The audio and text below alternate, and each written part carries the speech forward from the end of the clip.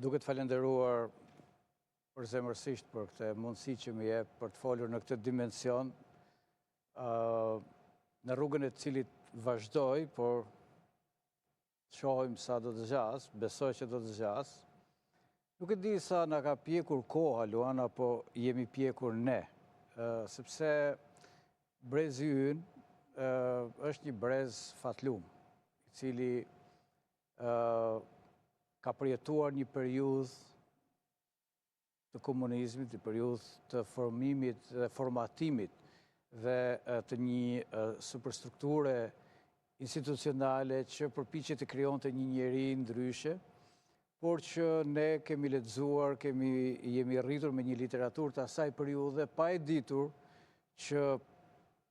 pas viteve 90 na priste një epokë tjetër. Dhe duke hyrë në një epokë të re, në atë që është konsideruar tranzicion, jemi përpjekur që ta kuptojmë tranzicionin, të bashkjetojmë me të japim kuptim atij, po edhe vetës, të pozicionohemi, të rritemi. Kur e ndjeve që letërsia nuk mund të ishte më thjesht një pasion, por një nevojë për të